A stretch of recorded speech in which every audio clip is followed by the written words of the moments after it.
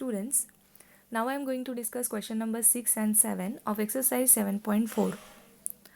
In question number 6, here we are given some fractions representing just 3 different numbers. We are asked to separate them into 3 groups of equivalent fractions by changing one to its simplest form.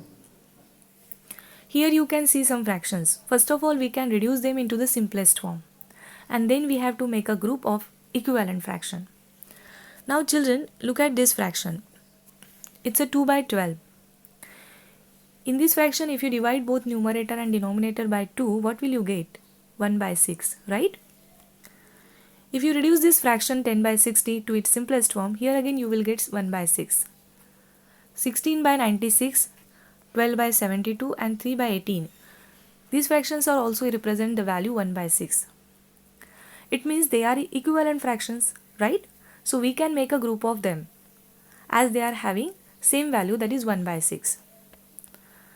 Similarly, look at this fraction 3 by 15. If you reduce this fraction to its simplest form, what will you get? 1 by 5, right? As both numerator and denominator are divisible by 3. So when you divide them by 3, you will get 1 by 5. 15 by 75 also represent the value 1 by 5. 12 by 60, it will also represent the value 1 by 5 if you divide them by the same number, that is 12. So these 3 fractions represent the same value 1 by 5. So we can make another group of these 3 fractions as they are equivalent. Third group will be formed. You can see here 8 by 50, 16 by 100. Here it is. Then 12 by 75 and 4 by 25. These 4 fractions are equivalent because if you reduce them to its simplest form, you will get the value 4 by 25. So you can see here the equivalent fractions are 2 by 12, 10 by 16, 16 by 96, 12 by 72, 3 by 18.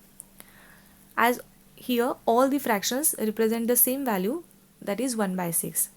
Second group is of 3 by 15, 15 by 75 and 12 by 60. These fractions represent the same value 1 by 5. And third group you can form of these fractions 8 by 50, 16 by 100, 12 by 75 and 4 by 25. Each fraction representing the value 4 by 25. Now coming to the question number 7. Find the answers to the following and write and indicate how you solve them. See, what we are asked here, is 5 by 9 equal to 4 by 5? Here we have to answer this question by solving it. So how will you solve it?